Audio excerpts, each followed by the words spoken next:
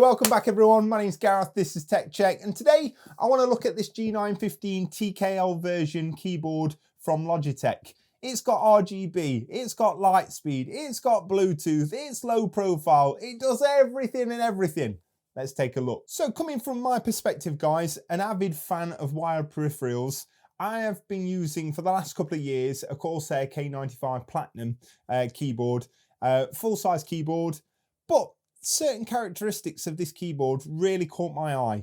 Wireless, great RGB, fantastic connectivity, especially with the light speed and Bluetooth. And I thought to myself, why not? Let's give it a go. So I wanted to do an unboxing. Let's see what the quality's like, how much I actually paid for it, and at the end, would I actually recommend it? So stick with me. So kicking things off then guys, slight background. I've been an avid fan of wired peripherals for the last God knows how many years. I've always preferred them over wireless versions just because, oh, you get what it says on the tin really. Less problems, better connections. But over the last couple of years with Logitech's light speed connectivity, especially with mice, I've not really noticed any input lag, and to be quite frank with you, I've kind of loved not having any cables. When this came along 13, 14 months ago, I thought, I'm definitely buying it. But I didn't want to buy it at the cost that it was originally launched at, because it came out at around £220 or $240, and a little bit too steep for me. Now, I have been using a Corsair K95 Platinum RGB version, and I've been a massive fan. And it's kind of the actual polar opposite to what this keyboard is. It's full size, it's not low profile, it's not wireless, and it's got clicky keys. So I thought, why not dip our toe in the water? Let's have a look at this Tenkeyless version and let's actually see what's all the hype about and see whether it's worth it. So this particular keyboard is the GL linear keys. Now you might be saying, ugh, very spongy, not really nice noise, and there's no actuation sound or anything like that, but I kind of like that. I've gone from Cherry MX switches, click, click, click, click, click. So unless you've got your noise bar or noise gate actually set at a point where it's not going to pick them up, it's really, really annoying. Now, don't get me wrong, sometimes it's quite nice when I'm not playing or anything like that. It's quite nice to actually just click along, type, and you know whether you've clicked a button or not. But I'm actually not aware of how these are going to feel and whether I'm going to like them or not. So polar opposites, and I'm interested to see what my initial first thoughts are. So, and again, some of the other characteristic guys, it does have the light sync connectivity for the RGB. It's got the light speed connectivity for obviously lightning lag-free connectivity as well, which is great. And obviously this is the UK version. So from my perspective, let's get it open and let's see what all the hype's about. So on the back of this box, guys, it comes with a couple of tabs. We can just pick these up and get these open. Ooh, pretty nice. There we go.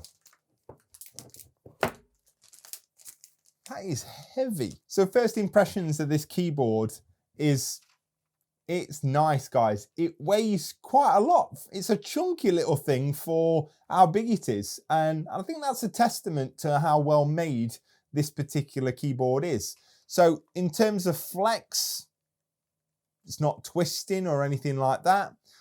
It's great to see that this particular keyboard has maintained some of the multimedia functions, especially this volume wheel here. Absolutely love that. Quickly chuck down your volume or up it. The multimedia keys, which are just up here as well. You've got your battery indicator and your caps lock indicator, and then you've got your lighting up or down, and then you've got your gaming mode here, so it disables like the Windows buttons and stuff like that. Then you've got your Bluetooth connectivity and your light speed connectivity. In terms of on the top, we have our on-off switch and then a mini USB. Yeah, yuck. Let's have a look at the cable. Yeah, it's a mini USB cable. So it's a little bit disappointing to see that quite an expensive keyboard is still using old connectivity. So on the back, even though it's such a low profile keyboard, You also get 2 different heights that you can adjust the keyboard to as well, which is really good. And one thing which I think is absolutely fantastic is that on this particular keyboard, you've actually got room for your dongle at the back here. So this is a nightmare. 9 out of 10 times you get to lose this, and then all of a sudden you're screwed. But you've got somewhere where you can easily store this away in the back of the keyboard if you're actually transporting it or anything like that, which is absolutely perfect. But overall, absolutely fantastic brushed finish, and that contrast to the keycaps looks absolutely fantastic as well. So I'm really, really pleased, and I think it'll fit in really, really nicely with the setup. So in terms of connectivity, guys, we obviously have got this USB cable here, and you can hardwire it if you need to. This is obviously used for charging it. It actually comes with the dongle as well, so you can put this straight into the back of your computer, totally wireless, and you can access that either via Bluetooth or via the Lightspeed connections as well, which is absolutely fantastic. Let's talk battery life, guys. And one of the things that really spurred me on to purchase this particular product was the actual battery life itself. Now, full RGB illumination, Logitech says that this particular keyboard, with all the RGB going constantly, will last 40 hours. And for me, that's basically a full working week with no worries about cables, no worries about the RGB lights having to be dimmed down or anything like that, and only having to charge it once a week. With all that being said, let's turn this baby on. Let's see what it actually looks like. So straight away, guys, I can see that it's really light, really nice and vivid. The actual colors come through really nicely, and I know that you can customize this in the G Hub software as well. So at full illumination, this is what it actually looks like, guys, and it is really, really nice. If you want to save on that battery life, then simply just keep clicking on this RGB button, and you will notice that it will go down to 4 different settings. You've got full brightness, probably 75%, 50%, 25%, and then off in total as well. So if you're looking for maximum battery life, turn off the RGB, because it will last you considerably longer, and you probably wouldn't have to charge this keyboard for around a month. So I didn't personally want to do that. I like the RGB effects. It gives a better understanding of where the keys are, and to be quite frank with you, something that you're spending this amount of money on, you want it to look pretty as well. As we said previously, really, really quick connectivity. You've got your Lightspeed button just up here. You don't want to connect via that method, you can click and choose Bluetooth as well. And again, if you turn on game mode, it disables your Windows buttons, so no accidents in those pivotal moments in that game as well. So turn that off, we'll go back to Lightspeed. And again, if you wanted to change the actual RGB colors, you can press the function key and just scroll through the different options using the F keys as well. Currently we're on F1, change to F2, and then F3, and so on, so on. But again, you can customize that in the G Hub software. And you will notice on this keyboard, we've lost obviously the number pad being Tenkeyless, but on the left-hand side, we've also mentioned that we've lost the macro keys as well, i.e. the G1 to G5, G6 buttons. Now, again, you can auto assign these macro buttons to other keys if you need to. So let's talk switches, guys. Now, this one here is the GL linear switches. So just a bit of a sound test.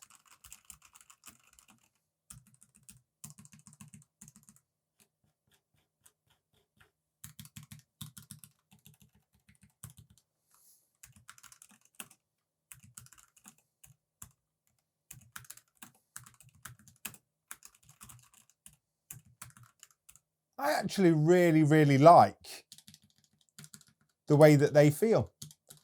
Not having that click. Yes, you lack the tactile click, which means that you know that it's been actuated. But in actual fact, you still get kind of a nice sensation and a nice noise once the key bottoms out. Now, it doesn't actually touch the frame or anything like that, but it gives a nice noise, and yeah, I kind of like it. I really do like it. So it's a lot different to Cherry MX switches because the traveling distance is a lot less, being obviously a low profile keyboard, and a much shorter distance to travel in order to actuate. But if you're a competitive gamer or something like that, having that less distance to travel before it actuates could in some instances speed up your reactions and possibly get you a few more kills. Maybe not me, too old, my reaction times are nowhere near where they used to be, but in some instances it may help. So the main pros of this keyboard, guys, really low profile, fantastically in terms of looking, aesthetics, really pretty keyboard as well. Great RGB, fantastic battery life, great connectivity, all really good. The only one downside that I have noticed, and I only noticed it when I've taken it out of the box as well. Listen to this sound.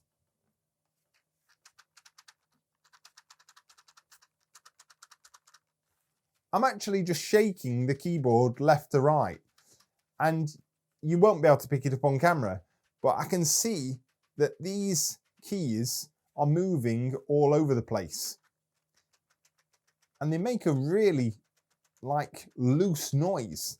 Now, I'm not a keyboard expert or anything like that, but my other one doesn't do that. And whether it's because it's really low profile, whether it's because there's a bit of a gap in between the actual housing, I'm not sure, but